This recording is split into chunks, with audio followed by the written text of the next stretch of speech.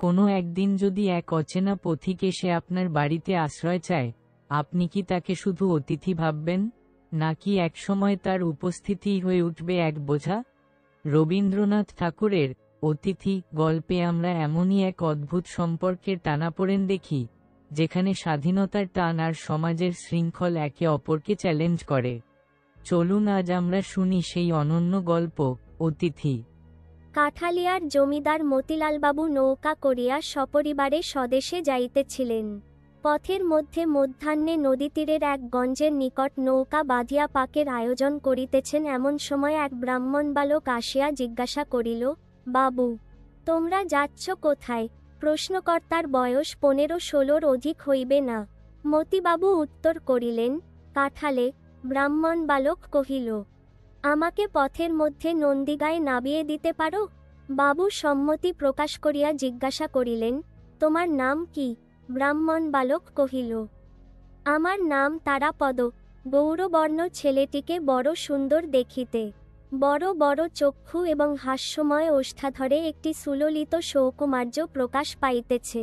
পরিধানে একখানি মলিন ধুতি, অনাবৃত দেহখানি সর্বপ্রকার বাহুল্যবর্জিত। কোন শিল্পী যেন বহু যত্নে নিখুঁত নিটোল করিয়া গড়িয়া দিয়াছেন, যেন সে পূর্বজন্মে তাপস বালক ছিল এবং নির্মল তপস্যার প্রভাবে তাহার শরীর হইতে শরীরাংশ বহুল পরিমাণে ক্ষয় হইয়া একটি সম্মার্জিত ব্রাহ্মণ্যশ্রী পরিস্ফুট হইয়া উঠিয়াছে। মতিলালবাবু তাহাকে পরম স্নেহভরে কহিলেন, বাবা, তুমি স্নান করে এসো, এইখানেই আহারাদি হবে। তারাপদ বলিল, রসুন, বলিয়া তৎক্ষণাৎ অসংকোচে রন্ধনের আয়োজনে যোগদান করিল। মতিলালবাবুর চাকরটা ছিল হিন্দুস্থানি। মাছ কোটা প্রভৃতি কার্যে তাহার তেমন পটুতা ছিল না। তারাপদ তাহার কাজ নিজে লইয়া অল্পকালের মধ্যে সুসম্পন্ন করিল এবং 2-1টা তরকারিও অভ্যস্ত নৈপুণ্যের সহিত রন্ধন করিয়া দিল। পাককার্য শেষ হইলে তারাপদ নদীতে স্নান করিয়া বোচকা খুলিয়া একটি শুভ্র বস্ত্র পরিল। একটি ছোট কাঠের কাকই লইয়া মাথার বড় বড় চুল কপাল হইতে তুলিয়া গ্রীবার উপর ফেলিল এবং মার্জিত পৈতার গোছা বক্ষে বিলম্বিত করিয়া নৌকায় মতিবাবুর নিকট গিয়া উপস্থিত হইল। মতিবাবু তাহাকে নৌকার ভিতরে লইয়া গেলেন। সেখানে মতিবাবুর স্ত্রী এবং তাহার নবমবর্ষীয়া এক কন্যা বসিয়া ছিলেন।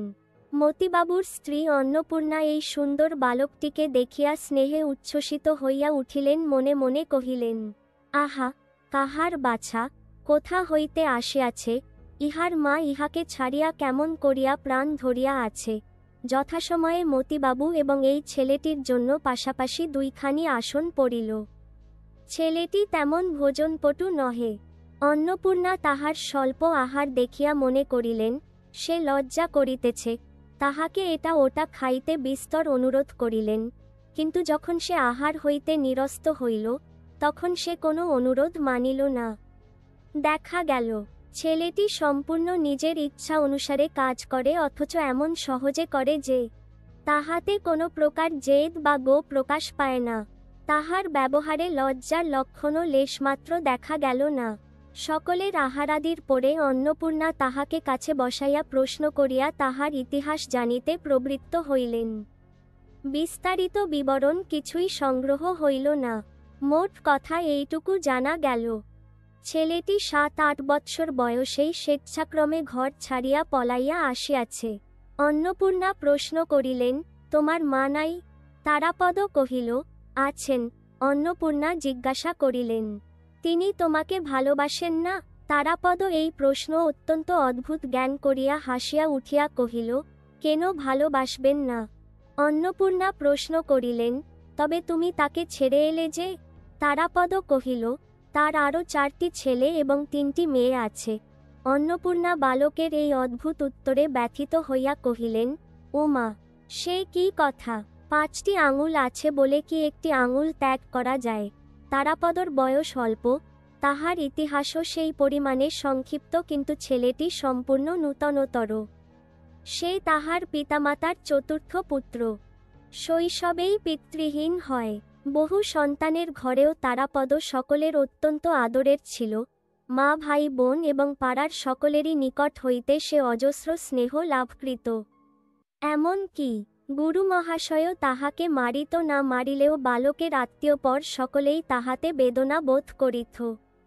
এমন অবস্থায় তাহার গৃহত্যাগ করিবার কোনোই কারণ ছিল না। যে উপেক্ষিত রোগা ছেলেটা সর্বদাই চুরি করা গাছের ফল এবং গৃহস্থ লোকদের নিকট তাহার চতুর্গুণ প্রতিফল খাইয়া বেড়ায়, সেও তাহার পরিচিত গ্রামসীমার মধ্যে তাহার নির্যাতনকারিণী মার নিকট পড়িয়া রহিল। আর সমস্ত গ্রামের এই আদরের ছেলে একটা বিদেশী যাত্রার দলের সহিত মিলিয়া অকাতরচিত্তে গ্রাম ছাড়িয়া পলায়ন করিল। সকলে খোঁজ করিয়া তাহাকে গ্রামে ফিরাইয়া আনিল। তাহার মা তাহাকে বক্ষে চাপিয়া ধরিয়া অশ্রুজলে আর্দ্র করিয়া দিল। তাহার বোনরা কাঁদিতে লাগিল। তাহার বড় ভাই পুরুষ অভিভাবকের কঠিন কর্তব্য পালন উপলক্ষে তাহাকে মৃদু রকম শাসন করিবার চেষ্টা করিয়া অবশেষে অনুতপ্ত চিত্তে বিস্তর প্রশ্রয় এবং পুরস্কার দিল। পাড়ার মেয়েরা তাহাকে ঘরে ঘরে ডাকিয়া প্রচুরতর আদর এবং বহুত্র প্রলোভনে বাধ্য করিতে চেষ্টা করিল, কিন্তু বন্ধন, এমনকি স্নেহবন্ধনও তাহার সহিল না। তাহার জন্মনক্ষত্র তাহাকে গৃহহীন করিয়া দিয়াছে। সে যখনই দেখিত নদী দিয়া বিদেশী নৌকা গুণ টানিয়া চলিয়াছে, গ্রামের বৃহৎ অশ্বত্থগাছের তলে কোন দূরদেশ হইতে এক সন্ন্যাসী আসিয়া আশ্রয় লইয়াছে, অথবা বেদেরা নদীর তীরের পতিত মাঠে ছোট ছোট চাটাই বাঁধিয়া বাখারি ছুলিয়া চাঙারি নির্মাণ করিতে বসিয়াছে, তখন অজ্ঞাত বহিঃপৃথিবীর স্নেহহীন স্বাধীনতার জন্য তাহার চিত্ত অশান্ত হইয়া উঠিত। উপরি উপরি ২-৩ বার পলায়নের পর তাহার আত্মীয়বর্গ এবং গ্রামের লোক তাহার আশা পরিত্যাগ করিল। প্রথমে সে একটা যাত্রার দলের সঙ্গ লইয়াছিল। অধিকারী যখন তাহাকে পুত্রনির্বিশেষে স্নেহ করিতে লাগিল এবং দলস্থ ছোট বড় সকলেরই যখন সে প্রিয়পাত্র হইয়া উঠিল, এমনকি যে বাড়িতে যাত্রা হইত সে বাড়ির অধ্যক্ষগণ, বিশেষত পুরমাহিলাবর্গ যখন বিশেষরূপে তাহাকে আহ্বান করিয়া সমাদর করিতে লাগিল, তখন একদিন সে কাহাকেও কিছু না বলিয়া কোথায় নিরুদ্দেশ হইয়া গেল তাহার আর সন্ধান পাওয়া গেল না। তারাপদ হরিণ শিশুর মতো বন্ধন ভীরু, আবার হরিণেরই মতো সঙ্গীতমুগ্ধ যাত্রার গানেই তাহাকে প্রথম ঘর হইতে বিবাগী করিয়া দেয়। গানের সুরে তাহার সমস্ত শিরার মধ্যে অনুকম্পন এবং গানের তালে তাহার সর্বাঙ্গে আন্দোলন উপস্থিত হইতই। যখন সে নিতান্ত শিশু ছিল তখনও সঙ্গীতসভায় সে যেরূপ সংযত গম্ভীর বয়স্কভাবে আত্মবিস্মৃত হইয়া বসিয়া বসিয়া দুলিত, দেখিয়া প্রবীণ লোকের হাস্য সংবরণ করা দুঃসাধ্য হইত। কেবল সঙ্গীত কেন, গাছের ঘন পল্লবের উপর যখন শ্রাবণের বৃষ্টিধারা পড়িত, আকাশে মেঘ ডাকিত, অরণ্যের ভিতর মাতৃহীন দৈত্য শিশুর ন্যায় বাতাস ক্রন্দন করিতে থাকিত, তখন তাহার চিত্ত যেন উচ্ছৃঙ্খল হইয়া উঠিত। নিস্তব্ধ দ্বিপ্রহরে বহুদূর আকাশ হইতে চিলের ডাক, বর্ষার সন্ধ্যায় ভেকের কলরব, গভীর রাত্রে শৃগালের চিৎকারধ্বনি সকলই তাহাকে উতলা করিত। এই সঙ্গীতের মোহে আকৃষ্ট হইয়া সে অনতিবিলম্বে এক পাঁচালীর দলের মধ্যে গিয়া প্রবিষ্ট হইল। দলাধ্যক্ষ তাহাকে পরম যত গান শিখাইতে এবং পাঁচালী মুখস্থ করাইতে প্রবৃত্ত হইল, এবং তাহাকে আপন বক্ষপীরের পাখির মতো প্রিয় জ্ঞান করিয়া স্নেহ করিতে লাগিল। পাখি কিছু কিছু গান শিখিল এবং একদিন প্রত্যুষে উড়িয়া চলিয়া গেল। শেষবারে সে এক জিমনাস্টিকের দলে জুটিয়াছিল। জ্যৈষ্ঠ মাসের শেষভাগ হইতে আষাঢ় মাসের অবসান পর্যন্ত এই অঞ্চলে স্থানে স্থানে পর্যায়ক্রমে বারোয়ারির মেলা হইয়া থাকে। তদুপলক্ষে ২-৩ দল যাত্রা, পাঁচালী, কবি, নর্তকী এবং নানাবিধ দোকান নৌকাযোগে ছোট ছোট নদী উপনদী দিয়া এক মেলা অন্তে অন্য মেলায় ঘুরিয়া বেড়ায়। গত বৎসর হইতে কলিকাতার এক ক্ষুদ্র জিমনাস্টিকের দল এই পর্যটনশীল মেলার আমোদচক্রের মধ্যে যোগ দিয়াছিল। তারাপদ প্রথমত নৌকারোহী দোকানীদের সহিত মিলিয়া মিশিয়া মেলায় পানের খিলি বিক্রয়ের ভার লইয়াছিল। পরে তাহার স্বাভাবিক কৌতূহলবশত এই জিমনাস্টিকের আশ্চর্য ব্যায়ামনৈপুণ্যে আকৃষ্ট হইয়া এই দলে প্রবেশ করিয়াছিল। তারাপদ নিজে নিজে অভ্যাস করিয়া ভালো বাঁশি বাজাইতে শিখিয়াছিল, জিমনাস্টিকের সময় তাহাকে দ্রুত তালে লক্ষৌ ঠুংরির সুরের বাঁশি বাজাইতে হইত, এই তাহার একমাত্র কাজ ছিল।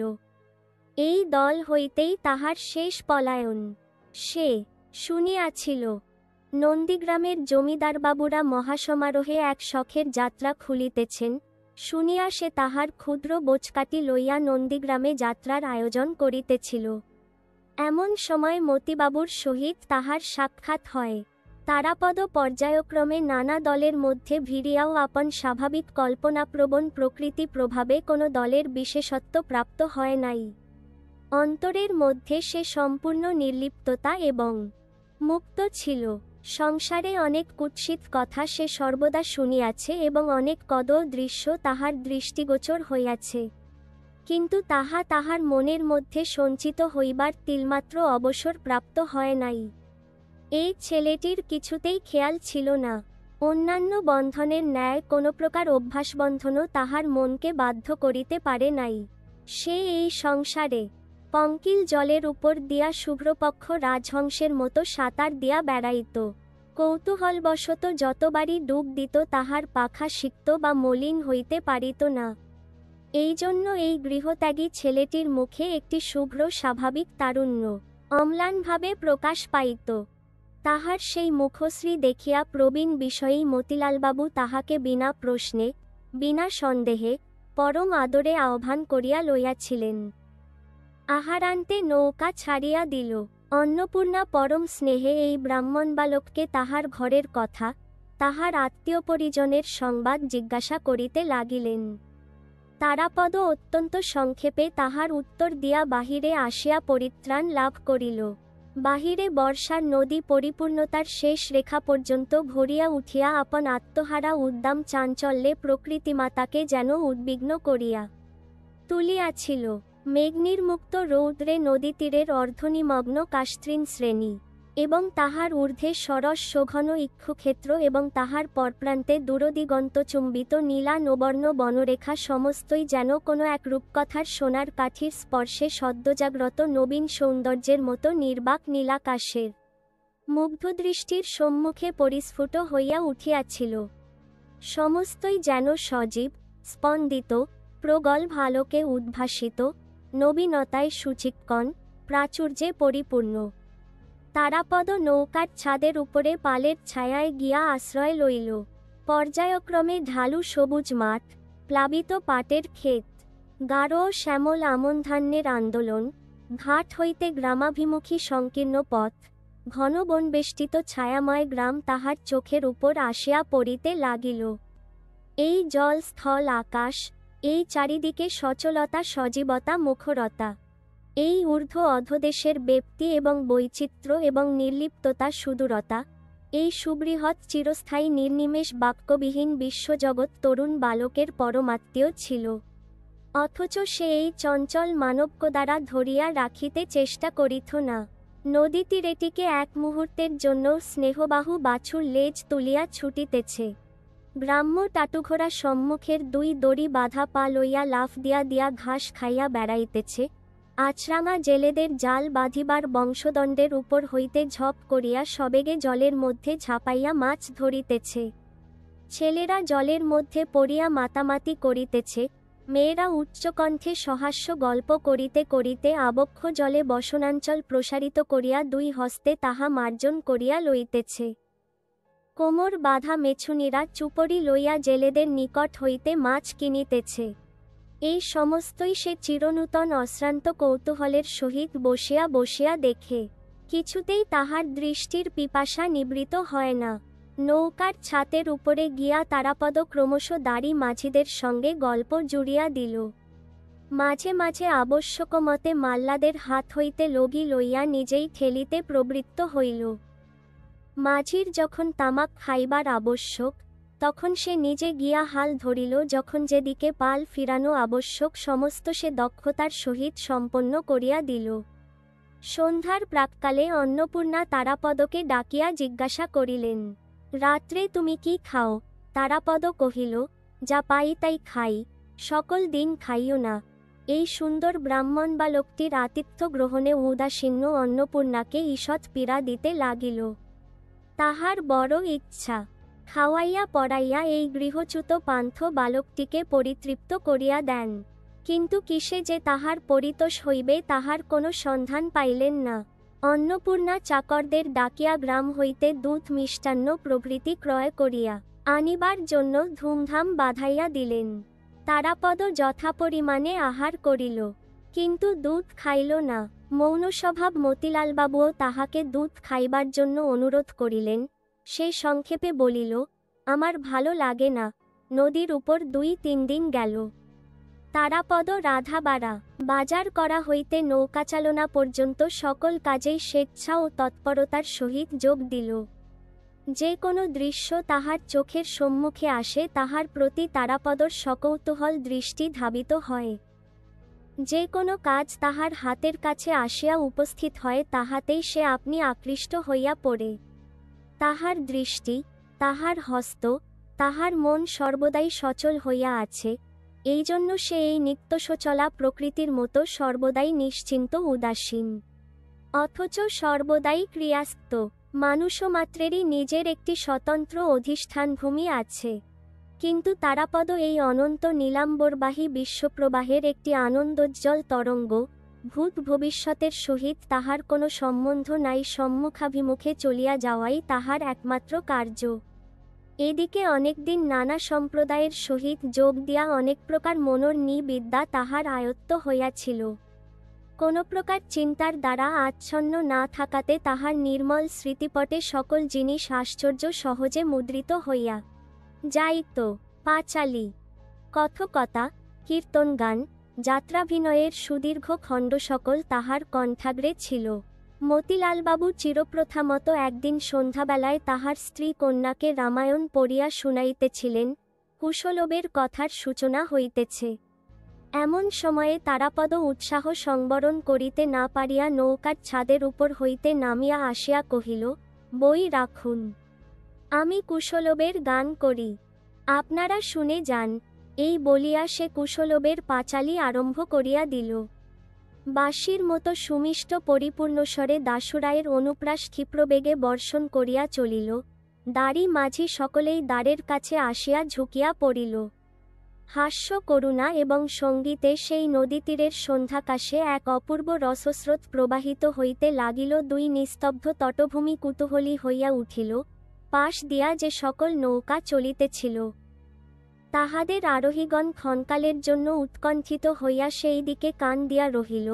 যখন শেষ হইয়া গেল সকলেই ব্যথিত চিত্তে দীর্ঘ নিঃশ্বাস ফেলিয়া ভাবিল, ইহারই মধ্যে শেষ হইল কেন? সজল নয়না অন্নপূর্ণার ইচ্ছা করিতে লাগিল ছেলেটিকে কোলে বসাইয়া বক্ষে চাপিয়া তাহার মস্তক আঘ্রাণ করেন। মতিলালবাবু ভাবিতে লাগিলেন, এই ছেলেটিকে যদি কোনোমতে কাছে রাখিতে পারি তবে পুত্রের অভাব পূর্ণ হয়। কেবল ক্ষুদ্র বালিকা চারুশশীর অন্তঃকরণ ঈর্ষা ও বিদ্বেষে পরিপূর্ণ হইয়া উঠিল। চারুশশী তাহার পিতামাতার একমাত্র সন্তান, তাহাদের পিতৃমাতৃ স্নেহের একমাত্র অধিকারিণী। তাহার খেয়াল এবং জেদের অন্ত ছিল না। খাওয়া, কাপড় পরা, চুল বাঁধা সম্বন্ধে তাহার নিজের স্বাধীন মত ছিল, কিন্তু সে মতের কিছুমাত্র স্থিরতা ছিল না। যেদিন কোথাও নিমন্ত্রণ থাকিত সেদিন তাহার মায়ের ভয় হইত, পাছে মেয়েটি সাজসজ্জা সম্বন্ধে একটা অসম্ভব জেদ ধরিয়া বসে। যদি দৈবাত একবার চুলবাঁধাটা তাহার মনের মতো না হইল, তবে সেদিন যতবার চুল খুলিয়া যত রকম করিয়া বাঁধিয়া দেওয়া যাক কিছুতেই তাহার মন পাওয়া যাইবে না। অবশেষে মহা কান্নাকাটির পালা পড়িয়া যাইবে। সকল বিষয়েই এইরূপ। আবার এক সময় চিত্ত যখন প্রসন্ন থাকে তখন কিছুতেই তাহার কোনো আপত্তি থাকে না। তখন সে অতিমাত্রায় ভালোবাসা প্রকাশ করিয়া তাহার মাকে জড়াইয়া ধরিয়া চুম্বন করিয়া হাসিয়া বকিয়া একেবারে অস্থির করিয়া তোলে। এই ক্ষুদ্র মেয়েটি একটি দুর্ভেদ্য প্রহেলিকা। এই বালিকা তাহার দুর্বাধ্য হৃদয়ের সমস্ত বেগ প্রয়োগ করিয়া মনে মনে তারাপদকে সুতির বিদ্বেষে তাড়না করিতে লাগিল। পিতামাতাকেও সর্বতোভাবে উদ্বেজিত করিয়া তুলিল। আহারের সময় রোদনোন্মুখী হইয়া ভোজনের পাত্র ঠেলিয়া ফেলিয়া দেয়। রন্ধন তাহার রুচিকর বোধ হয় না, দাসীকে মারে, সকল বিষয়েই অকারণ অভিযোগ করিতে থাকে। তারাপদর বিদ্যাগুলি যতই তাহার এবং অন্য সকলের মনোর ন করিতে লাগিল, ততই যেন তাহার রাগ বাড়িয়া উঠিল। তারাপদর যে কোনো গুণ আছে ইহা স্বীকার করিতে তাহার মন বিমুখ হইল, অথচ তাহার প্রমাণ যখন প্রবল হইতে লাগিল, তাহার অসন্তোষের মাত্রাও উচ্চে উঠিল। তারাপদ যেদিন কুশলবের গান করিল সেদিন অন্নপূর্ণা মনে করিলেন, সঙ্গীতে বনের পশু বশ হয়, আজ বোধ হয় আমার মেয়ের মন গলিয়াছে। তাহাকে জিজ্ঞাসা করিলেন, চারু, কেমন লাগল? সে কোনো উত্তর না দিয়া অত্যন্ত প্রবল বেগে মাথা নাড়িয়া দিল। এই ভঙ্গিটিকে ভাষায় তর্জমা করিলে এইরূপ দাঁড়ায়, কিছুমাত্র ভালো লাগে নাই এবং কোনোকালে ভালো লাগিবে না। চারুর মনে ঈর্ষার উদয় হইয়াছে বুঝিয়া তাহার মাতা চারুর সম্মুখে তারাপদর প্রতি স্নেহ প্রকাশ করিতে বিরত হইলেন। সন্ধ্যার পরে যখন সকাল সকাল খাইয়া চারু শয়ন করিত তখন অন্নপূর্ণা নৌকাক্ষের দ্বারের নিকট আসিয়া বসিতেন এবং মতিবাবু ও তারাপদ বাহিরে বসিত এবং অন্নপূর্ণার অনুরোধে তারাপদ গান আরম্ভ করিত। তাহার গানে যখন নদীতীরের বিশ্রামনিরতা গ্রামশ্রী সন্ধ্যার বিপুল অন্ধকারে মুগ্ধ নিস্তব্ধ হইয়া রহিত এবং অন্নপূর্ণার কোমল হৃদয়খানি স্নেহে ও সৌন্দর্যরসে উচ্ছ্বলিত হইতে থাকিত, তখন হঠাৎ চারু দ্রুতপদে বিছানা হইতে উঠিয়া আসিয়া সরস সরোদনে বলিত, মা, তোমরা কি গোল করছ? আমার ঘুম হচ্ছে না। পিতামাতা তাহাকে একলা ঘুমাইতে পাঠাইয়া তারাপদকে ঘিরিয়া সঙ্গীত উপভোগ করিতেছেন, ইহা তাহার একান্ত অসহ্য হইয়া উঠিত। এই দীপ্তকৃষ্ণনয়না বালিকার স্বাভাবিক সুতিরতা তারাপদর নিকটে অত্যন্ত কৌতুকজনক বোধ হইত।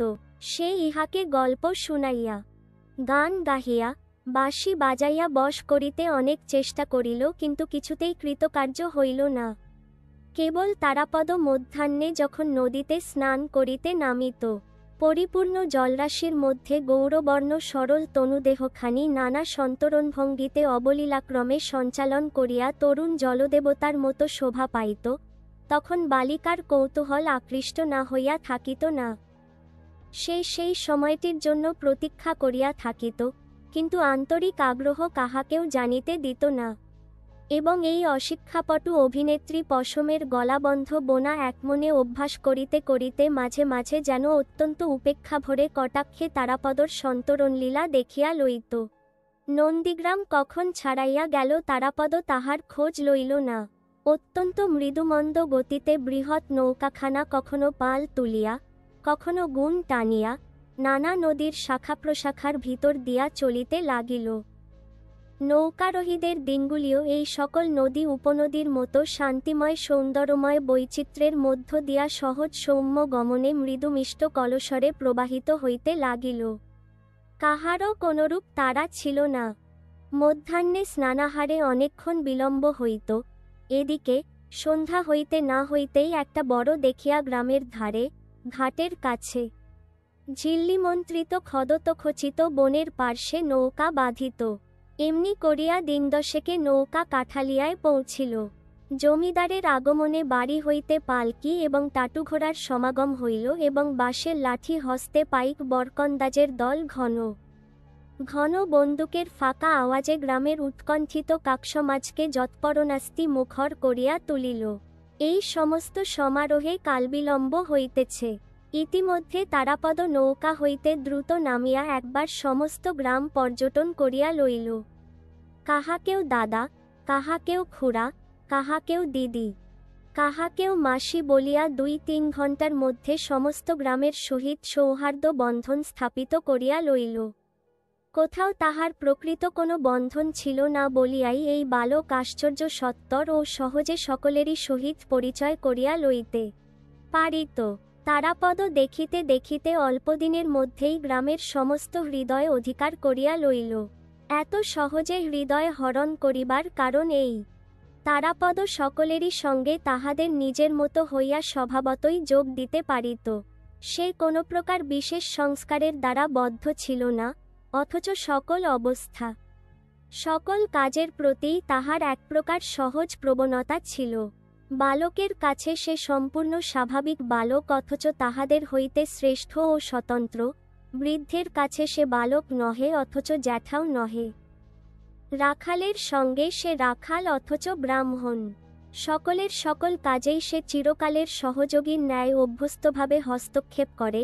ময়রার দোকানে গল্প করিতে করিতে ময়রা বলে, দাদা ঠাকুর, একটু বসো তো ভাই, আমি আসছি। তারাপদ অম্লানবদনে দোকানে বসিয়া একখানা শালপাতা লইয়া সন্দেশের মাছি তাড়াইতে প্রবৃত্ত হয়।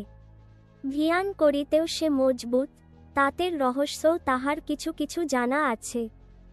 কুমারের চক্রচালনও তাহার সম্পূর্ণ অজ্ঞাত নহে। তারাপদ সমস্ত গ্রামটি আয়ত্ত করিয়া লইল। কেবল গ্রামবাসিনী একটি বালিকার ঈর্ষা সে এখনো জয় করিতে পারিল না। এই বালিকাটি তারাপদর সুদূরে নির্বাসন তীব্রভাবে কামনা করিতেছে জানিয়াই বোধ করি তারাপদ এই গ্রামে এতদিন আবদ্ধ হইয়া রহিল। কিন্তু বালিকাবস্থাতেও নারীদের অন্তর্রহস্য ভেদ করা সুকঠিন। চারুশ্রী তাহার প্রমাণ দিল। বামুন ঠাকরুনের মেয়ে সোনামণি 5 বছর বয়সে বিধবা হয়। সেই চারুর সমবয়সী সখী। তাহার শরীর অসুস্থ থাকাতে গৃহপ্রত্যক্ত সখীর সহিত সে কিছুদিন সাক্ষাৎ করিতে পারে নাই। সুস্থ হইয়া যেদিন দেখা করিতে আসিল সেদিন প্রায় বিনা কারণেই দুই সখীর মধ্যে একটু মনোবিচ্ছেদ ঘটিবার উপক্রম হইল। চারু অত্যন্ত ফাদিয়া গল্প আরম্ভ করিয়াছিল। সে ভাবিয়াছিল তারাপদ নামক তাহাদের নবার্জিত পরমরতাটির আহরণ কাহিনী সবিস্তারে বর্ণনা করিয়া সে তাহার সখীর কৌতূহল এবং বিস্ময় সপ্তমে চড়াইয়া দিবে। কিন্তু যখন সে শুনিল তারাপদ সোনামণির নিকট কিছুমাত্র অপরিচিত নহে, বামুন ঠাকরুনকে সে মাসি বলে এবং সোনামণি তাহাকে দাদা বলিয়া ডাকে। যখন শুনিল তারাপদ কেবল যে বাঁশিতে কীর্তনের সুর বাজাইয়া মাতা ও কন্যার মনোরম করিয়াছে তাহা নহে, সোনামণির অনুরোধে তাহাকে স্বহস্তে একটি বাঁশের বাঁশি বানাইয়া দিয়াছে। তাহাকে কতদিন উচ্চশাখা হইতে ফল ও কণ্টক শাখা হইতে ফুল পাড়িয়া দিয়াছে, তখন চারুর অন্তঃকরণে যেন তপ্তশেল বিধিতে লাগিল। চারু জানিত তারাপদ বিশেষরূপে তাহাদেরই তারাপদ অত্যন্ত গোপনে সংরক্ষণীয়। ইতরসাধারণে তাহার একটু আধটু আভাসমাত্র পাইবে অথচ কোনোমতে নাগাল পাইবে না। দূর হইতে তাহার রূপে গুণে মুগ্ধ হইবে এবং চারুশশীদের ধন্যবাদ দিতে থাকিবে। এই আশ্চর্য দুর্লভ দৈবলব্ধ ব্রাহ্মণ বালকটি সোনামণির কাছে কেন সহজগম্য হইল? আমরা যদি এত যতন করিয়া না আনিতাম, এত যতন করিয়া না রাখিতাম, তাহা হইলে সোনামণিরা তাহার দর্শন পাইত কোথা হইতে? সোনামণির দাদা শুনিয়া সর্বশরীর জ্বলিয়া যায়। যে তারাপদকে চারু মনে মনে বিদ্বেষে জর্জর করিতে চেষ্টা করিয়াছে, তাহারই একাধিকার লইয়া এমন প্রবল উদ্বেগ কেন? বুঝিবে কাহার সাধ্য। সেই দিনই অপর একটা তুচ্ছ সূত্রে সোনামণির সহিত চারুর মর্মান্তিকারী হইয়া গেল এবং সে তারাপদর ঘরে গিয়া তাহার শখের বাঁশিটি বাহির করিয়া তাহার উপর লাফাইয়া মারাইয়া সেটাকে নিদয়ভাবে ভাঙিতে লাগিল। চারু যখন প্রচণ্ড আবেগে এই বংশীধ্বংসকার্যে নিযুক্ত আছে এমন সময়ে তারাপদ আসিয়া ঘরে প্রবেশ করিল। সেই বালিকার এই প্রলয়মূর্তি দেখিয়া আশ্চর্য হইয়া গেল। কহিল, চারু, আমার বাঁশিটা ভাঙছ কেন? চারু রক্তনেত্রে রক্তিম মুখে, বেশ করছি, খুব করছি বলিয়া আরো বার 2-4 বিদীর্ণ বাঁশির উপর অনাবশ্যক পদাঘাত করিয়া উচ্ছ্বসিত কণ্ঠে কাঁদিয়া ঘর হইতে বাহির হইয়া গেল। তারাপদ বাঁশিটি তুলিয়া উল্টিয়া পাল্টিয়া দেখিল, তাহাতে আর পদার্থ নাই। অকারণে তাহার পুরাতন নিরপরাধ বাঁশিটার এই আকস্মিক দুর্গতি দেখিয়া সে আর হাস্য সংবরণ করিতে পারিল না। চারুশশী প্রতিদিনই তাহার পক্ষে পরম কৌতূহলের বিষয় হইয়া উঠিল। তাহার আর একটি কৌতূহলের ক্ষেত্র ছিল মতিলালবাবুর লাইব্রেরি ইংরাজি ছবির বইগুলি। বাহিরের সংসারের সহিত তাহার যথেষ্ট পরিচয় হইয়াছে, কিন্তু এই ছবির জগতে সে কিছুতেই ভালো করিয়া প্রবেশ করিতে পারে না। কল্পনার দ্বারা আপনার মনে অনেকটা পূরণ করিয়া লইত, কিন্তু তাহাতে মন কিছুতেই তৃপ্তি মানিত না। ছবির বহির প্রতি তারাপদর এই আগ্রহ দেখিয়া একদিন মতিলালবাবু বলিলেন, ইংরেজি শিখবে? তা হলে এই সমস্ত ছবির মানে বুঝতে পারবে। তারাপদ তৎক্ষণাৎ বলিল, শিখব, মতিবাবু খুব খুশি হইয়া গ্রামের এন্ট্রেন্স স্কুলের হেডমাস্টার রামরতনবাবুকে প্রতিদিন সন্ধ্যাবেলায় এই বালকের ইংরাজি অধ্যাপনাকার্যে নিযুক্ত করিয়া দিলেন। তারাপদ তাহার প্রখর স্মরণশক্তি এবং অখণ্ড মনোযোগ লইয়া ইংরাজি শিক্ষায় প্রবৃত্ত হইল। সেই যেন এক নূতন দুর্গম রাজ্যের মধ্যে ভ্রমণে বাহির হইল, পুরাতন সংসারের সহিত কোনো সম্পর্ক রাখিল না।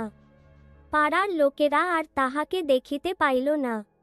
যখন সে সন্ধ্যার পূর্বে নির্জন নদীতীরে দ্রুতবেগে পদচারণ করিতে করিতে পড়া মুখস্থ করিত, তখন তাহার উপাসক বালক সম্প্রদায় দূর হইতে ক্ষুণ্ণচিত্তে সসম্ভ্রমে তাহাকে নিরীক্ষণ করিত। তাহার পাঠে ব্যাঘাত করিতে সাহস করিত না। চারুও আজকাল তাহাকে বড় একটা দেখিতে পাইত না।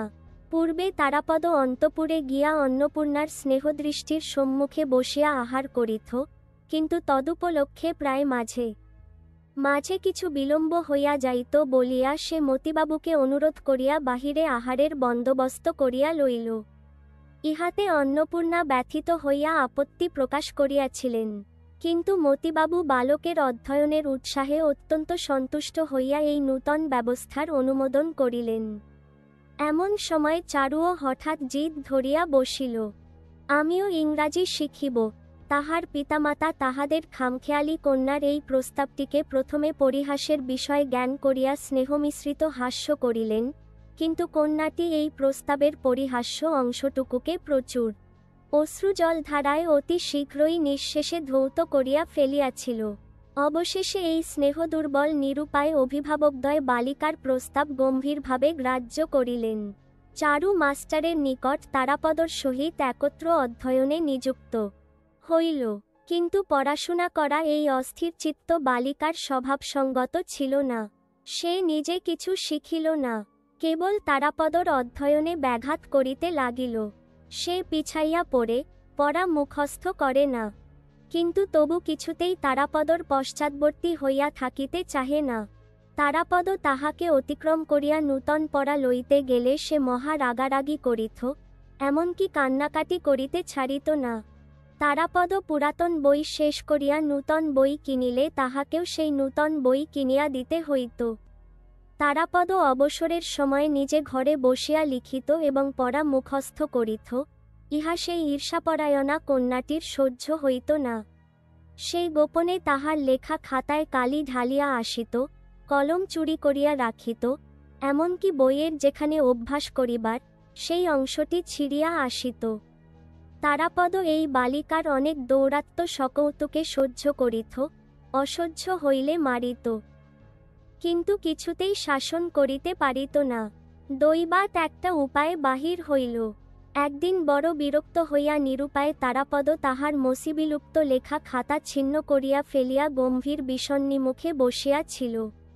চারু দ্বারের কাছে আসিয়া মনে করিল, আজ মার খাইবে, কিন্তু তাহার প্রত্যাশা পূর্ণ হইল না। তারাপদ একটি কথামাত্র না কহিয়া চুপ করিয়া বসিয়া রহিল। বালিকা ঘরের ভিতরে বাহিরে ঘুঘু করিয়া বেড়াইতে লাগিল। বারংবার এত কাছে ধরা দিল যে তারাপদ ইচ্ছা করিলে অনায়াসেই তাহার পৃষ্ঠে এক চপেটাঘাত বসাইয়া দিতে পারিত, কিন্তু সে তাহা না দিয়া গম্ভীর হইয়া রহিল। বালিকা মহা মুশকিলে পড়িল। কেমন করিয়া ক্ষমা প্রার্থনা করিতে হয় সে বিদ্যা তাহার কোনো কালেই অভ্যাস ছিল না, অথচ অনুতপ্ত ক্ষুদ্র হৃদয়টি তাহার সহপাঠীর ক্ষমালাভের জন্য একান্ত কাতর হইয়া উঠিল। অবশেষে কোনো উপায় না দেখিয়া ছিন্ন খাতার এক টুকরা লইয়া তারাপদর নিকটে বসিয়া খুব বড় বড় করিয়া লিখিল, আমি আর কখনো খাতায় কালি মাখাব না। লেখা শেষ করিয়া সেই লেখার প্রতি তারাপদর মনোযোগ আকর্ষণের জন্য অনেক প্রকার চাঞ্চল্য প্রকাশ করিতে লাগিল। দেখিয়া তারাপদ হাস্য সংবরণ করিতে পারিল না, হাসিয়া উঠিল। তখন বালিকা লজ্জায় ক্রোধে ক্ষিপ্ত হইয়া উঠিয়া ঘর হইতে দ্রুতবেগে ছুটিয়া বাহির হইয়া গেল। যে কাগজের টুকরায় সে স্বহস্তে দীনতা প্রকাশ করিয়াছে সেটা অনন্তকাল এবং অনন্ত জগৎ হইতে সম্পূর্ণ লোপ করিতে পারিলে তবে তাহার হৃদয়ের নিদারুণ ক্ষোভ মিটিতে পারিত। এদিকে সংকুচিতচিত্ত সোনামণি দুই একদিন অধ্যয়নশালার বাহিরে উকিঝুঁকি মারিয়া ফিরিয়া চলিয়া গিয়াছে।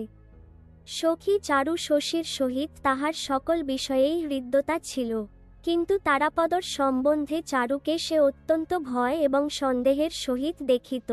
চারু যে সময়ে অন্তপুরে থাকিত, সেই সময়টি বাছিয়া সোনামণি সসংকোচে তারাপদর দ্বারের কাছে আসিয়া দাঁড়াইত।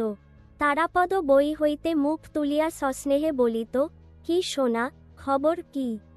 মাসি কেমন আছে? সোনামণি কহিত, অনেক দিন যাওনি, মা তোমাকে একবার যেতে বলেছে। মার কোমরে ব্যথা বলে দেখতে আসতে পারে না। এমন সময় হয়তো হঠাৎ চারু আসিয়া উপস্থিত। সোনামণি শস্যব্যস্ত, সে যেন গোপনে তাহার সাথীর সম্পত্তি চুরি করিতে আসিয়াছিল। চারু কণ্ঠস্বর সপ্তমে চড়াইয়া চোখ মুখ ঘুরাইয়া বলিত, সোনা, তুই পড়ার সময় গোল করতে এসেছিস? আমি এখনই বাবাকে গিয়ে বলে দেব, যেন তিনি নিজে তারাপদর একটি প্রবীণা অভিভাবিকা।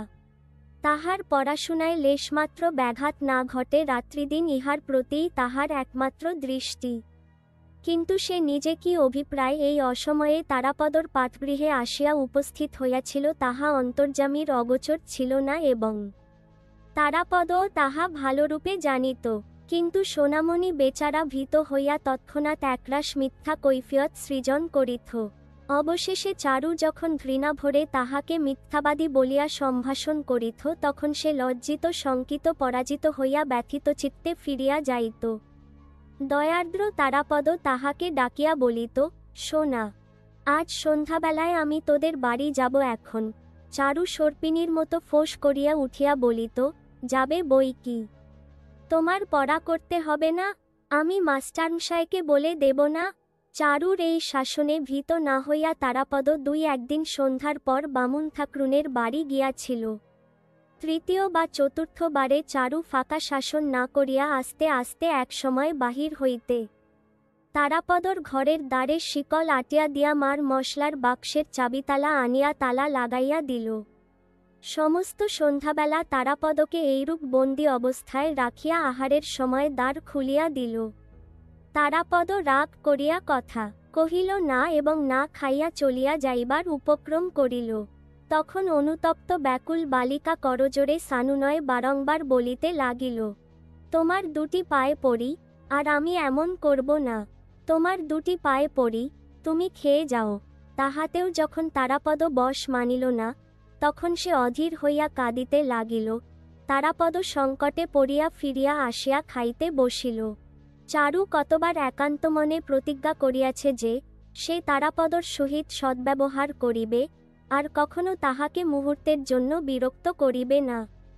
কিন্তু সোনামণি প্রভৃতি আর পাঁচজন মাঝে আসিয়া পড়াতে কখন তাহার কিরূপ মেজাজ হইয়া যায়, কিছুতেই আত্মসংবরণ করিতে পারে না।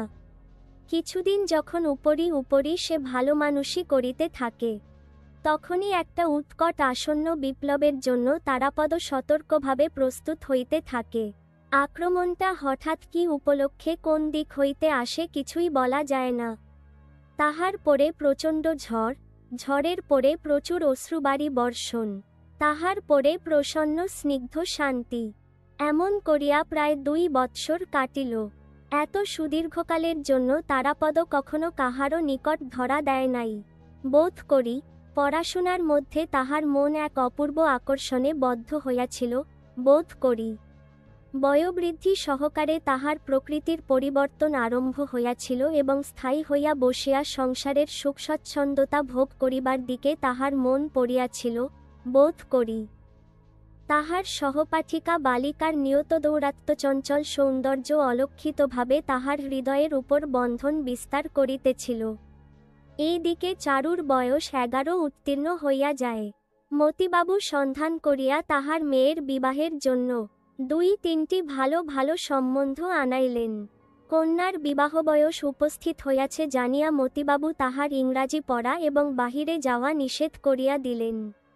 এই আকস্মিক অবরোধে চারু ঘরের মধ্যে ভারী একটা আন্দোলন উপস্থিত করিল।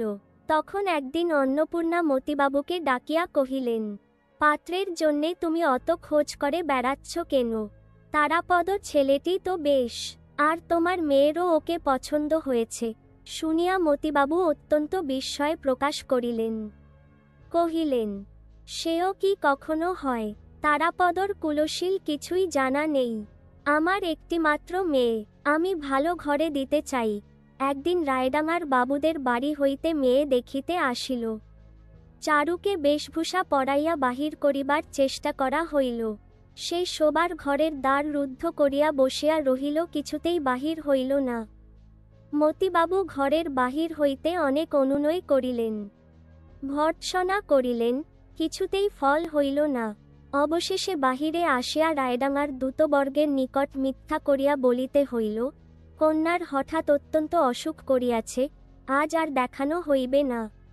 তাহারা ভাবিল, মেয়ের বুঝি কোনো একটা দোষ আছে, তাই এইরূপ চাতুরী অবলম্বন করা হইল। তখন মতিবাবু ভাবিতে লাগিলেন, তারাপদ ছেলেটি দেখিতে শুনিতে সকল হিসাবেই ভালো, উহাকে আমি ঘরেই রাখিতে পারিব, তাহা হইলে আমার একমাত্র মেয়েটিকে পরের বাড়ি পাঠাইতে হইবে না। ইহাও চিন্তা করিয়া দেখিলেন, তাহার অশান্ত অবাধ্য মেয়েটির দুরন্তপানা তাহাদের স্নেহের চক্ষে যতই মার্জনীয় বোধ হোক, শ্বশুরবাড়িতে কেহ সহ্য করিবে না। তখন স্ত্রী পুরুষে অনেক আলোচনা করিয়া তারাপদর দেশে তাহার সমস্ত কৌলিক সংবাদ সন্ধান করিবার জন্য লোক পাঠাইলেন। খবর আসিল যে বংশ ভালো কিন্তু দরিদ্র। তখন মতিবাবু ছেলের মা এবং ভাইয়ের নিকট বিবাহের প্রস্তাব পাঠাইলেন। তাহারা আনন্দে উচ্ছ্বসিত হইয়া সম্মতি দিতে মুহূর্তমাত্র বিলম্ব করিলেন না। কাঠালিয়ায় মতিবাবু এবং অন্নপূর্ণা বিবাহের দিনক্ষণ আলোচনা করিতে লাগিলেন। কিন্তু স্বাভাবিক গোপনতাপ্রিয় সাবধানী মতিবাবু কথাটা গোপনে রাখিলেন। চারুকে ধরিয়া রাখা গেল না। সে মাঝে মাঝে বর্গির হাঙ্গামার মতো তারাপদর পাঠগৃহে গিয়া পড়িত। কখনো রাগ, কখনো অনুরাগ, কখনো বিরাগের দ্বারা তাহার পাঠচর্যার নিভৃত শান্তি আকস্মাৎ তরঙ্গিত করিয়া তুলিত। তাহাতে আজকাল এই নির্লিপ্ততা মুক্ত স্বভাব ব্রাহ্মণ বালকের চিত্তে মাঝে মাঝে ক্ষণকালের জন্য বিদ্যুৎ স্পন্দনের ন্যায় এক অপূর্ব চাঞ্চল্য সঞ্চার হইত। যে ব্যক্তির লঘুভার চিত্ত চিরকাল অক্ষুণ্ণ অব্যাহতভাবে কালস্রোতের তরঙ্গচূড়ায় ভাসমান হইয়া সম্মুখে প্রবাহিত হইয়া যাইত, সে আজকাল একবার অন্যমনস্ক হইয়া বিচিত্র দিবাস্বপ্নজালের মধ্যে জড়ীভূত হইয়া পড়ে। একদিন পড়াশোনা ছাড়িয়া দিয়া সে মতিবাবুর লাইব্রেরির মধ্যে প্রবেশ করিয়া ছবির বইয়ের পাতা উল্টাইতে থাকিত। সেই ছবিগুলির মিশ্রণে যে কল্পনালোক সৃজিত হইত, তাহা পূর্বেকার হইতে অনেক স্বতন্ত্র এবং অধিকতর রঙিন। চারুর অদ্ভুত আচরণ লক্ষ্য করিয়া সে আর পূর্বের মতো স্বভাবত পরিহাস করিতে পারিত না। দুষ্টামি করিলে তাহাকে মারিবার কথা মনেও উদয় হইত না। নিজের এই গূঢ় পরিবর্তন, এই আবদ্ধ আসক্ত ভাব তাহার নিজের কাছে এক নূতন স্বপ্নের মতো মনে হইতে লাগিল। শ্রাবণ মাসে বিবাহের শুভদিন স্থির করিয়া মতিবাবু তারাপদের মা ও ভাইদের আনিতে পাঠাইলেন। তারাপদকে তাহা জানিতে দিলেন না। কলিকাতার মোক্তারকে গড়ের বাদ্য বায়না দিতে আদেশ করিলেন এবং জিনিসপত্রের ফর্দ পাঠাইয়া দিলেন। আকাশে নববর্ষার মেঘ উঠিল। গ্রামের নদী এতদিন শুষ্কপ্রায় হইয়াছিল। মাঝে মাঝে কেবল একটা ডোবায় জল বাঁধিয়া থাকিত। ছোট ছোট নৌকা সেই পঙ্কিল জলে ডোবানো ছিল এবং শুষ্ক নদীপথে গরুর গাড়ি চলাচলের সুগভীর চক্রচিহ্নও খোদিত হইতেছিল। এমন সময় একদিন পিতৃগৃহ প্রত্যক্ত পার্বতীর মতো কোথা হইতে দ্রুতগামিনী জলধারা কলহাস্য সহকারে গ্রামের শূন্য বক্ষে আসিয়া সমাগত হইল। উলঙ্গ বালক বালিকারা তীরে আসিয়া উচ্চৈস্বরে নৃত্য করিতে লাগিল। অতৃপ্ত আনন্দে বারংবার জলে ঝাঁপ দিয়া দিয়া নদীকে যেন আলিঙ্গন করিয়া ধরিতে লাগিল। কুটিরবাসিনীরা তাহাদের পরিচিত প্রিয়সঙ্গিনীকে দেখিবার জন্য বাহির হইয়া আসিল। শুষ্ক নির্জীব গ্রামের মধ্যে কোথা হইতে এক প্রবল বিপুল প্রাণহিল্লোল আসিয়া প্রবেশ করিল। দেশবিদেশ হইতে বোঝাই হইয়া ছোট বড় নানা আয়তনের নৌকা আসিতে লাগিল। বাজারের ঘাট সন্ধ্যাবেলায় বিদেশি মাঝির সঙ্গীতে ধ্বনিত হইয়া উঠিল। দুই তীরের গ্রামগুলি সম্বৎসর আপনার নিভৃত কোণে আপনার ক্ষুদ্র ঘরকন্যা লইয়া একাকিনী দিনযাপন করিতে থাকে। বর্ষার সময় বাহিরের বৃহৎ পৃথিবী বিচিত্র পণ্যপহার লইয়া গৈরিকবর্ণ জলরথে চড়িয়া এই গ্রামকন্যকাগুলির তত্ত্ব লইতে আসে। তখন জগতের সঙ্গে আত্মীয়তা গর্বে কিছুদিনের জন্য তাহাদের ক্ষুদ্রতা ঘুচিয়া যায়। সমস্তই সচল সজাগ সজীব হইয়া উঠে এবং মৌন নিস্তব্ধ দেশের মধ্যে সুদূর রাজ্যের কলালাপধ্বনি আসিয়া চারিদিকের আকাশকে আন্দোলিত করিয়া তোলে। এই সময়ে কুরুলকাটায় নাগবাবুদের এলাকায় বিখ্যাত রথযাত্রার মেলা হইবে। জ্যোৎস্না সন্ধ্যায় তারাপদ ঘাটে গিয়া দেখিল, কোনো নৌকা নাগরদোলা, কোনো নৌকা যাত্রার দল, কোনো নৌকা পণ্যদ্রব্য লইয়া প্রবল নবীন স্রোতের মুখে দ্রুতবেগে মেলা অভিমুখে চলিয়াছে। কলিকাতার কনসার্টের দল বিপুল শব্দে দ্রুততালের বাজনা জুড়িয়া দিয়েছে। যাত্রার দল বেহালার সঙ্গে গান গাহিতেছে এবং সমের কাছে হাহাহা শব্দে চিৎকার উঠিতেছে। পশ্চিমদেশী নৌকার দাড়িমাল্লাগুলো কেবলমাত্র মাদল এবং করতাল লইয়া উন্মত্ত উৎসাহে বিনা সঙ্গীতে খচমচ শব্দে আকাশ বিদীর্ণ করিতেছে, উদ্দীপনার সীমা নাই। দেখিতে দেখিতে পূর্বদিগন্ত হইতে ঘনমেঘরাশি প্রকাণ্ড কালো পাল তুলিয়া দিয়া আকাশের মাঝখানে উঠিয়া পড়িল। চাঁদ আচ্ছন্ন হইল, পূবে বাতাস বেগে বহিতে লাগিল, মেঘের পশ্চাতে মেঘ ছুটিয়া চলিল, নদীর জল খল খল হাস্যে স্ফীত হইয়া উঠিতে লাগিল, নদীতীরবর্তী আন্দোলিত বনশ্রেণীর মধ্যে অন্ধকার পুতিভূত হইয়া উঠিল। ভেগ ডাকিতে আরম্ভ করিল, ঝিল্লিধ্বনি যেন করাত দিয়া অন্ধকারকে চিরিতে লাগিল। সম্মুখে আজ যেন সমস্ত জগতের রথযাত্রা চাকা ঘুরিতেছে, ধ্বজা উড়িতেছে, পৃথিবী কাঁপিতেছে, মেঘ উড়িয়াছে, বাতাস ছুটিয়াছে, নদী বহিয়াছে, নৌকা চলিয়াছে, গান উঠিয়াছে। দেখিতে দেখিতে গুরু গুরু শব্দে মেঘ ডাকিয়া উঠিল, বিদ্যুৎ আকাশকে কাটিয়া কাটিয়া ঝলসিয়া উঠিল। সুদূর অন্ধকার হইতে একটা মুষলধারাবর্ষী বৃষ্টির গন্ধ আসিতে লাগিল। কেবল নদীর এক তীরে এক পার্শ্বে কাঠালিয়া গ্রাম আপন কুটিরদ্বার বন্ধ করিয়া দীপ নিবাইয়া দিয়া নিঃশব্দে ঘুমাইতে লাগিল। পরদিন তারাপদর মাতা ও ভ্রাতাগণ কাঠালিয়ায় আসিয়া অবতরণ করিলেন। পরদিন কলিকাতা হইতে বিবিধ সামগ্রীপূর্ণ তিনখানা বড় নৌকা আসিয়া কাঠালিয়ার জমিদারি কাছারির ঘাটে লাগিল এবং পরদিন অতি প্রাতে সোনামণি কাগজে কিঞ্চিত আমসত্ত্ব এবং পাতার ঠোঙায় কিঞ্চিত আচার লইয়া ভয় ভয় তারাপদর পাঠগৃহদ্বারে আসিয়া নিঃশব্দে দাঁড়াইল, কিন্তু পরদিন তারাপদকে দেখা গেল না। স্নেহ প্রেম বন্ধুত্বের ষড়যন্ত্রবন্ধন তাহাকে চারিদিক হইতে সম্পূর্ণরূপে ঘিরিবার পূর্বেই সমস্ত গ্রামের হৃদয়খানি চুরি করিয়া একদা বর্ষার মেঘান্ধকার রাত্রে এই ব্রাহ্মণ বালক আসক্তিবিহীন উদাসীন জননী বিশ্ব পৃথিবীর নিকট চলিয়া গিয়া।